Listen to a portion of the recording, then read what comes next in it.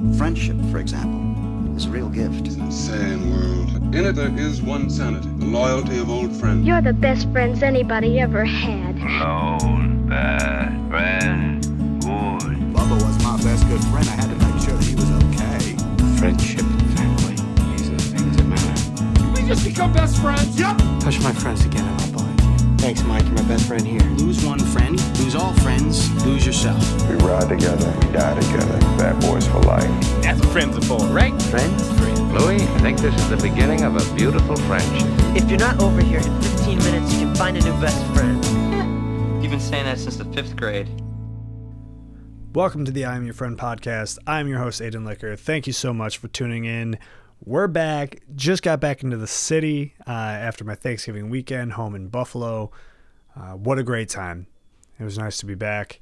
It's so gray in Buffalo all the time. And I got back. I feel like as soon as I was on my flight and as soon as we went up into the clouds for like 20 minutes and as soon as we got down, like the sun's out. And I'm like, this doesn't come out at home, you know?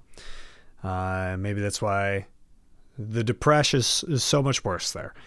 And the Bills had I can't even say one of the saddest losses, because that exact game I've watched so many times at this point, to the Philadelphia Eagles. This is not a sports podcast. I really don't even claim to be a sports guy all that much, but man, do I care about that team for whatever reason. It's crazy how my whole life I tried to be a sports fan, but Buffalo teams were always terrible, but everybody around me loved it. So I really tried, this all goes back to everything I talk about every week about how I tried to force myself into a mold I didn't fit into. But it's weird how the sports was one of those things. I tried real hard because my dad was into it. All my brothers are into it, and I just couldn't get myself to do it. And so I rejected it for a while. I feel like I was I was a guy who would say sports ball to make fun of it all the time, which is so cringe. And then I don't know what happened. Somewhere along the way, I found peace with it and actually found out it is something I actually do really enjoy. I don't know how that happened. I think it was in college when I became friends with artistic people, musicians and whatnot. And I found my group of people who I felt comfortable being myself around, and they all loved sports as well, but in a way different way than I had seen before. Almost in a nerdy way, I suppose. The way they watched it was different, and it was a way I could relate to more. Where what's funny is I feel like these guys who are these typical sports fans, I feel don't actually know that much about it. And then I started hanging out with people who really understand I don't know if it's really stats, but I don't know, just a different side of the game that I had never looked at it through. And once I saw it from that lens, I was oh, I actually really enjoy this. And then became very passionate about these sports teams that are so terrible. Not terrible. That's that's the most frustrating part, is that they're not terrible. They're always middle of the road teams. I mean, the Sabres is a different story, but the Bills, even as I was growing up trying to watch them, they were never the worst team in football. They were always just right down the middle. And then when we drafted Josh Allen, things got really hopeful for a while. And, now we're just in this endless cycle of hell with this team. And that's when I choose to check out. Eventually you have to go, okay, this was fun to get excited about, but, none of this really matters all that much. Because there's worse problems in the world, I was talking about that. I went to a Friendsgiving on Saturday with some friends I went to college with, and we were talking about someone there was talking about how they have their mother is very neurotic, and it's and they're a very high strung and stressful person, but they don't have many things to be stressed about. Like they were like, they don't, work or, have had things financially taken care of for them, but somehow seem to be stressed about everything.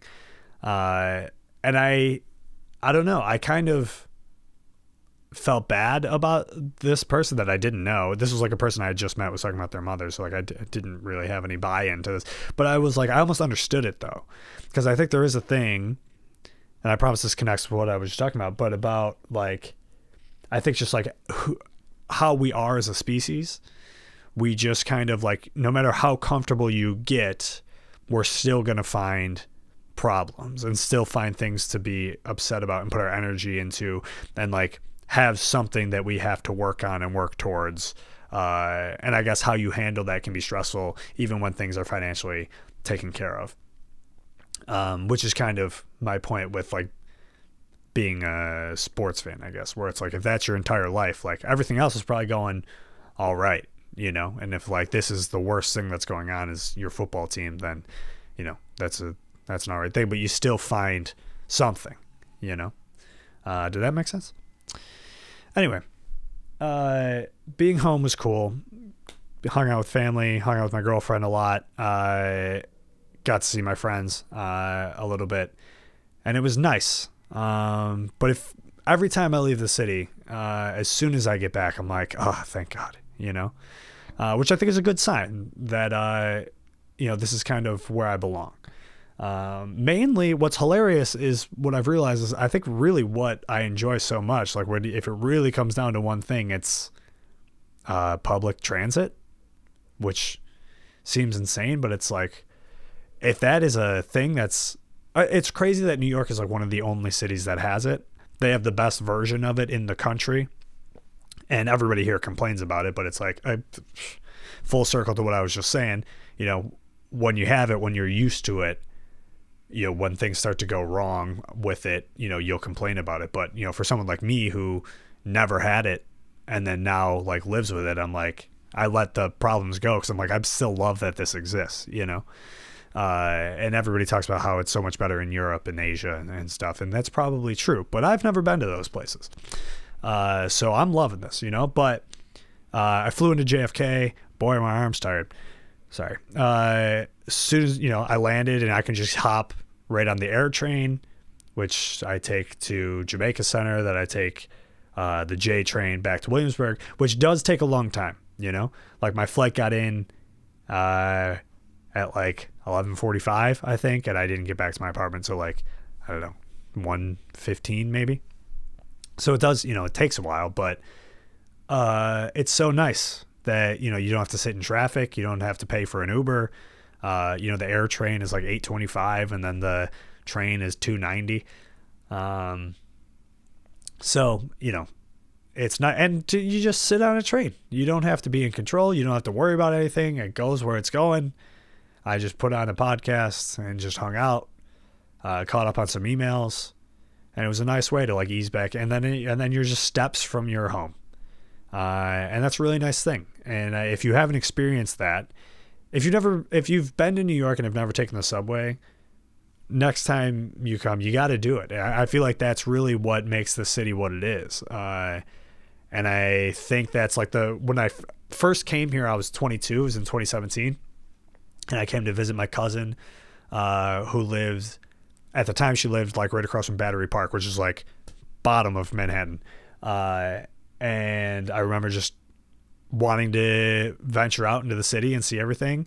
And right on Apple Maps, it tells you how to take the subway, or like, what trains to take if you want to get to certain places. So I remember just hopping on the one train that goes all the way down there and just figuring it out. And that to me was like the coolest part, was that like you could just hop on a train and take it anywhere in the city for this price. I think at the time it was $260, I think was the price of the train. So, but either way, that you can take it to, anywhere. I don't think it goes to Staten Island, but all 4 other boroughs.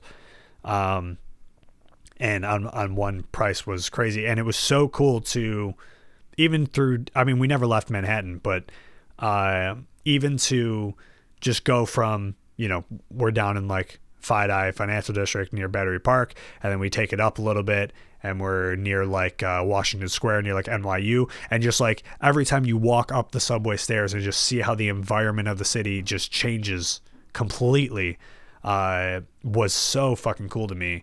Like, you know, especially when you get up to like near Central Park and like how quiet it is up there, you know, compared to like down in like the financial district where it's like very hustle bustle in New York City, you know. You don't have to go to Times Square, by the way, if nobody's ever told you that. I remember I was like, I feel like you have to, if you've never gone, you know, go see it, I guess. And I remember we got to Times Square and I got at the top of the subway and was like so overwhelmed. I was like, yeah, fuck this, and just went right back down. But anyway, yeah, shout out mass transit. That is like, I don't know if I could ever live anywhere else unless, you know, anywhere else that doesn't have mass transit, like a good train system, you know. And I don't know what other cities do. I'm sure there are some, you know. I know Chicago's got something, but I feel like most people I know from Chicago have a car and don't use it anyway. I think I've heard that Denver has something, but it like they stopped funding it for whatever reason. Well, that's the thing, right? Is like, this is something that would be very good for communities and bad for corporations that sell cars and oil and airplanes. So, well, airplanes would be, I guess, for more like cross-country things, but you know what I'm saying. Lobbyists and all that, these people. Everything goes back to, you know, when you realize there's like a good thing of like public infrastructure or anything that would like help a lot of people, you're like, why don't we have that? And there's always an answer. And it usually goes back to somebody with a bunch of money made sure that that didn't happen so that they can continue to make more money, which is super fun. Shout out to it, America. Anyway, but that also goes back to the thing I was talking about earlier, right? Is like, you know, obviously we have our problems in this country, but we also have it pretty good for a lot of things, you know. The fact that I'm even allowed to say what I just said and there's not somebody that like flies through the window and takes me out, you know. Not that we don't do that, we do, but only like if I were to have like a gigantic following, was actually like you know, leading a movement to, you know, overthrow the government or something, which I'm not doing yet. So, you know, pros and cons to things, right? And as far as we've been able to progress in this country with a lot of things, you know, we still find things that we need to improve on. And that, I think, is just like the human condition, is we're just always looking for things to work on. And that goes into a thought that I've been thinking about a lot lately, about, you know, this whole message of nobody wants to work anymore and people are lazy and stuff, which is obviously horseshit. You know, people want to be paid fair wages and all that, but I don't even want to get into that discussion. I really want to focus on the idea of like, because I think about, you know, is that true? Like, are people really inherently lazy? Like, do people really not want to work? And I just like don't think that's even possible for human beings to be like lazy. That might sound insane, you know, but hear me out. All right. Like, I think part of the human condition is we do have to work. It's like work is survival. Like, it's part of survival. But I just don't think the idea of work, I think that like the term work is like skewed for our current society. I don't think people necessarily just want to do nothing all the time. Have you done nothing? Sometimes it's nice, you know, on a vacation or whatever, but it can't last. You know, eventually you have to do something. Again, I think that's just the human condition.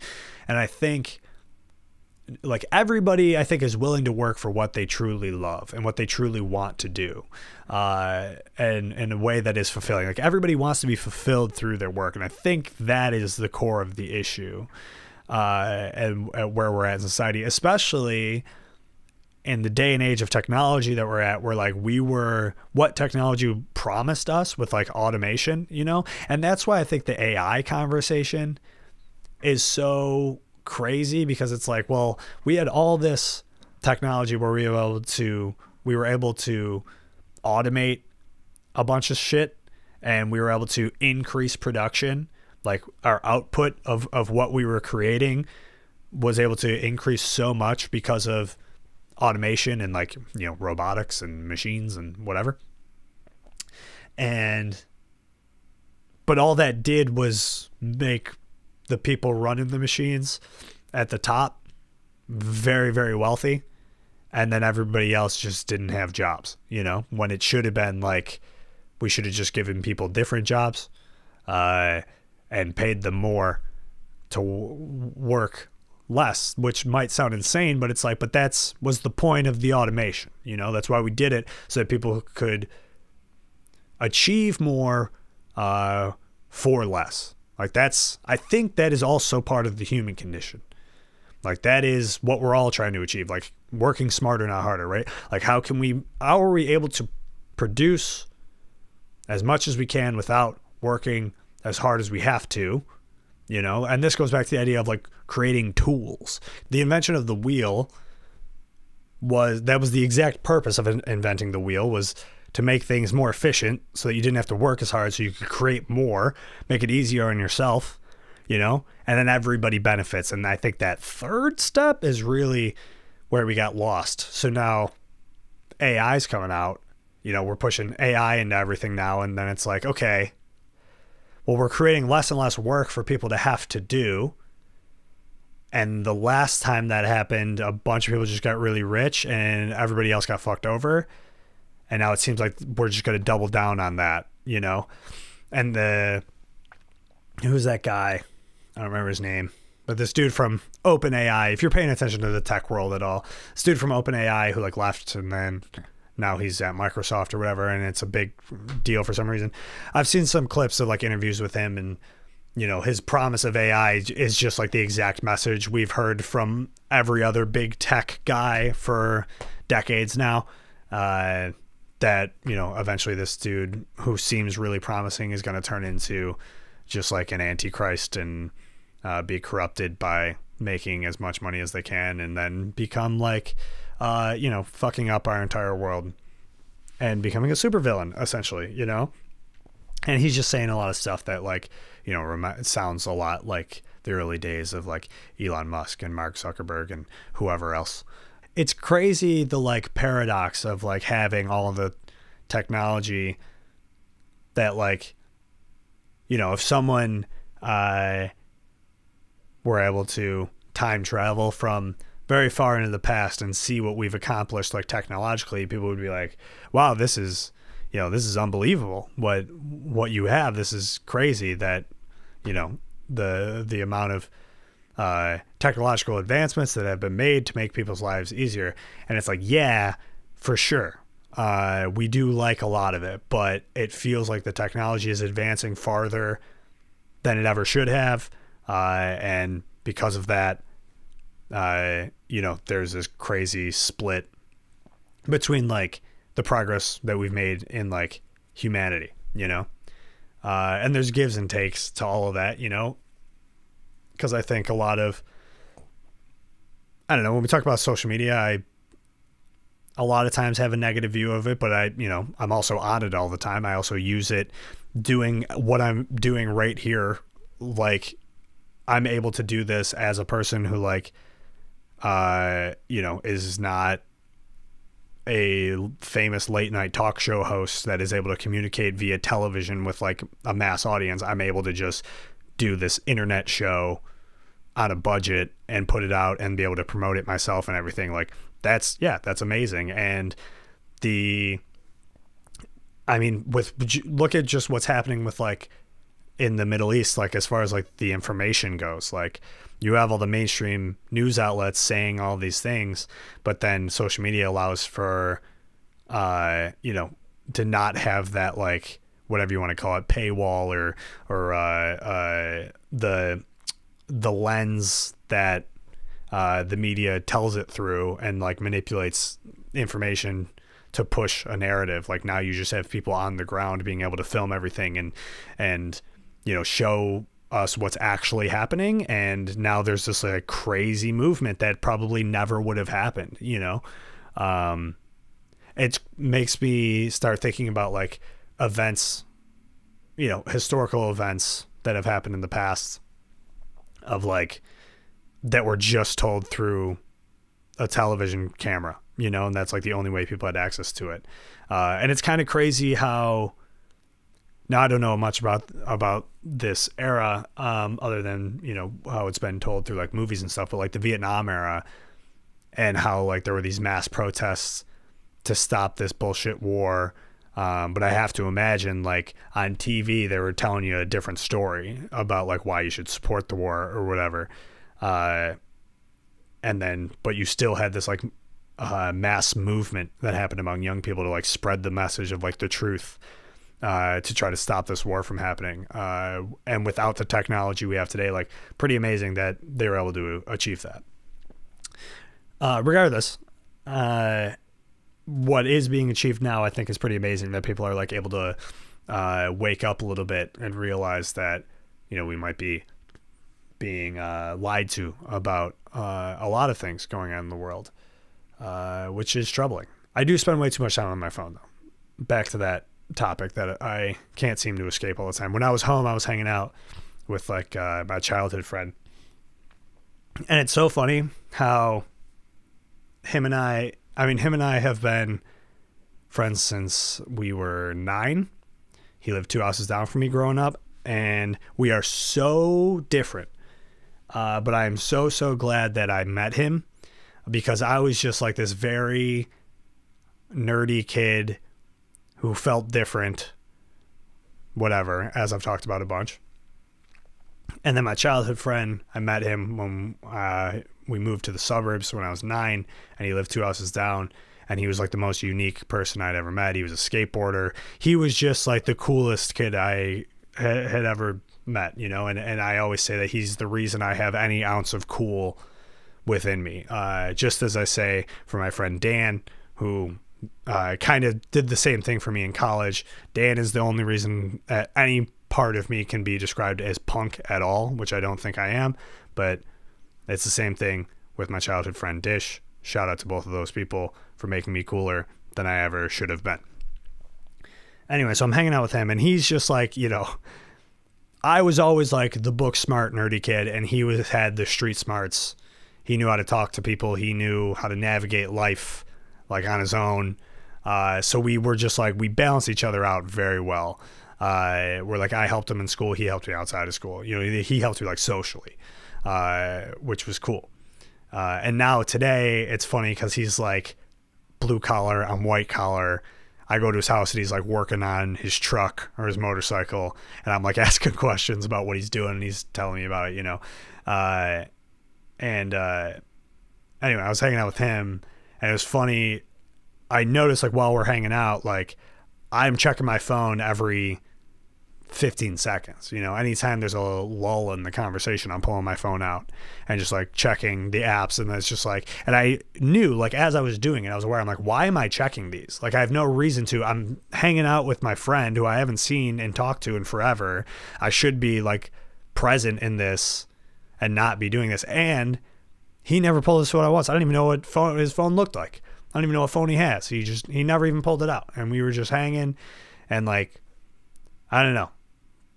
That was that's a thing that just that's one part of me I just haven't figured out. You know, I feel like I'm so self-aware, and I can conquer any like challenge that I've been tasked with as far as like mental and emotional struggles that I've dealt with in my life. But this is like the one thing that it's like I still pull my phone out every chance I get. As soon as I'm bored, I pull my phone out. I can't have a moment of just nothing, you know. I don't know why that is, but I have to. I know that it's definitely something that I think younger people, like people maybe in their early 20s, deal with more, because I think a lot of people, this is where I like get into like the millennial Gen Z blend that I fall into, right? I was born in 95, which I feel like is like the start of the cusp, like 95 to 98 maybe. is this cusp that exists of like millennial Gen Z, right? And also having older brothers and a younger brother, and like I kind of bounced between two groups of like people who were older than me, people that were younger than me, and had different ways of relating to them. But this is one thing that I feel like I'm very Gen Z on, which is just that I cannot get off of my phone. And I'm always on it, and I'm like in any uncomfortable moment, that's like my safe haven. It's like having a little blanket on me to like, oh, I'll just go back to this and be able to just get lost in this virtual world again, which I hate so much, but I can't seem to help it. So if anybody's got any advice on that, I probably won't take it, but I would like to hear it anyway. But yeah, I don't know. I think back to my childhood and remember like the days of like AIM or AIM, whatever you want to call it, AOL Instant Messenger. That was, they weren't calling it a social media probably at that time, but that was the first one, in my opinion. Like that was the first one I remember, that it was this thing on the computer that you can communicate with other people on the internet. And my older brothers all had it, I was like 5 or 6 maybe, and I just wanted it so I could talk to my cousins, like because my cousins, I'm still super close with to this day, they had it, and I just wanted to be able to like say hi to my cousins because I thought that was just this magical thing that you could do without picking up a phone, And so I remember like my older brother made me a screen name or whatever, and then just like right after that, like every day I came home from school, and this was also a time that you couldn't go on the internet at the same time that your parents were on the phone. So that's a millennial trait of mine.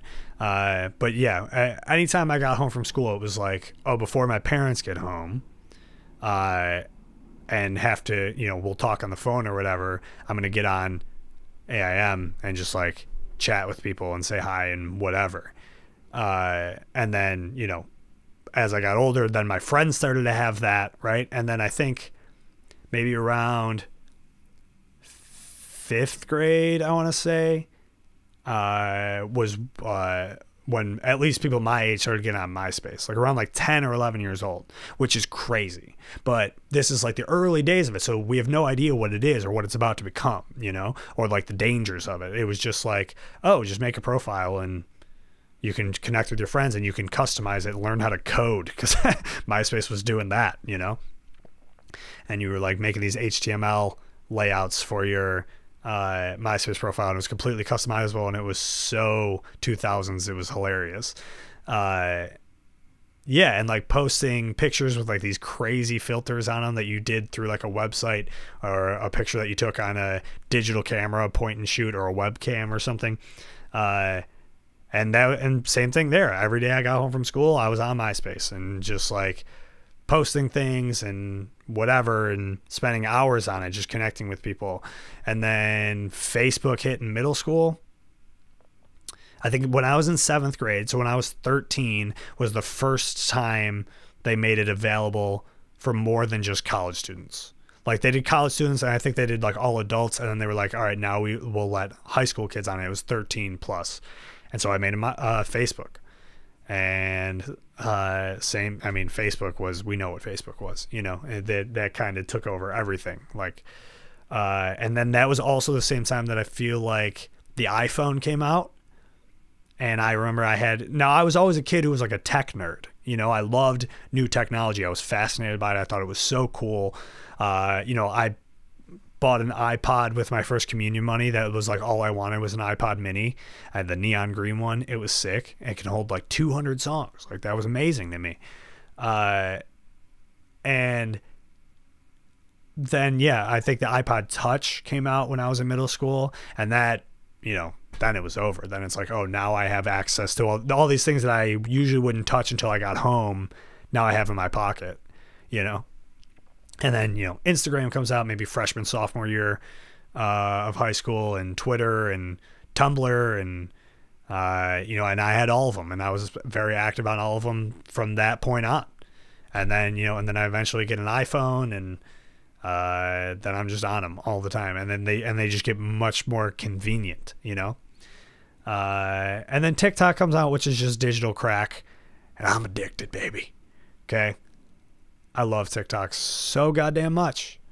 It's the perfect app. It's the perfect social media app. It's so convenient. They literally can't make it easier. And you're just sucked in. That algorithm, that, you know what, that's really what did it. Soon as they changed it from as soon as social media changed from connecting with your friends and family or whatever, and like a chronological feed to whatever's going to sell you the most ads, like as soon as that shift changed, that's when it fucked you up. Because that's when they figured out, that's when they changed the priority of like, let's not make sure this is the most user-friendly experience. Let's make sure that we are keeping people on this app for as much as possible, because that is where the value came in, right? Average daily users, I think it is. That's the stat. If you had, is that what it was? Maybe average daily users or average time, whatever that stat was, like in the world of Silicon Valley, that was the highest value that you could have for your app. That was currency. And that is what everybody chased to be able to make their companies more valuable, make themselves and their shareholders more money. And that's when, you know, things just go too far. When you're at that, if there's shareholders involved, you've gone too far. All right? Shareholders shouldn't exist. All right? Can I say that? The stock market, I think it's bad. I think it's bad for society, you know? And it's not a way to measure the economy. It's so stupid. It's just like gambling on businesses. It's dumb. That's it. All right? Anyway. But yeah, as soon as we got into like the algorithmic side of things, it's like, okay, we're not going to show you a chronological feed anymore. We're going to show you what we think is the best, the thing that you want to see the most in that order. And we're going to keep you on the app, you know, and we're going to throw a bunch of ads in between of things that you want to be advertised for, you know. We're going to show you stuff that you like, and you're probably going to buy it, and you're going to make us a bunch of money. And yeah, and it's insane. And TikTok nailed it the most. But the problem is that TikTok has created this perfect niche algorithm of everything I love, dude, and everything I want to know about. And I really think that's what it's come down to. Like the shift and like my addiction to it is really that, like, I have this urge to just know as much as possible, and I don't know what that is. That's got to be some sort of insecurity in me that I just want to know as much. I don't know if it's an insecurity. It might just be like a genuine thing that I just like love learning. I really do. I want to know so much about so many things. I want to experience so many things, but feel I don't have enough time to like focus on any. So it's like, well, TikTok's like, well, how about a little bit of all the things you want to know, right? It's that Bo Burnham thing again. A little bit of everything all of the time, you know? And it's not good, but I fucking love it, you know? And that's something I just gotta fix. Anyway, went on a little bit of a tangent there, but that's good. That's what the pod is, you know? That's what we're doing here. I got to get more guests on. I know. I don't know if people are liking the solo pods at all. I like doing them. It's easiest for me with my busy schedule, but I really got to start focusing on like actually scheduling people to come on. Here's the other thing. I don't want every guest to just be one, comics, who's like, that's who like most of who I know in New York, and two, just like straight white guys. Because that obviously that's like the podcast thing, right? Is that it's like, this is like straight white guy central in the podcast world, and I really don't want to be that person, and I want to provide different perspectives, but I am a straight white man myself, and yeah, you know, that is who I am, and that is who is around me as well. It's who I relate to, you know. I don't think that necessarily makes me a bad person. It's just, yeah, it's just what I am. But I am conscious of it and aware of it, and I'm trying to not have like all of my guests just be straight white dudes, you know, as I've talked about before. And I want to try to switch it up and have people from that aren't necessarily all comics or whatever. I want people from all different perspectives. The problem is I think it becomes weird when you start seeking out people for that reason, you know, where it's like, oh, a person of color, you should come on my podcast. And it's like, no, that feels yucky. That feels gross to do that. I'm not trying to exploit people and like boost my platform for that reason. You know what I mean? Like, I would rather it be organic and real instead of just like checking a box. Like, that's not what I want. And that's not what I'm doing. You know, I'm saying this to you because it's like when I think about it, it's like, well, the alternative to that is doing that, and I don't want to do that. Right. So I'm trying my best, and that's what it's all about. Was there anything else I wanted to talk about? What else is going on in the world? Talked about the Bills sucking, talked about the Middle East for a little bit. Talking about both of those things is insane. I don't know many podcasts that are doing that. Thanksgiving's over. This is coming out a week from today. What else is going on? The holidays are coming up. I'm going to be back in Buffalo again for the holidays, going home for a couple weeks. Super Americans got some shows coming up that I will be with them on. Mostly just doing merch and like TM stuff. So if you're at those shows, come say hello. And I'm going to be back in Buffalo, I think from the 15th. I don't know when I'm going to come back to the city, but I'm going to be home for like a couple weeks. So to my Buffalo friends, let's hang out when I'm there. And hopefully I can backlog some episodes so we can just keep them moving out while I'm gone.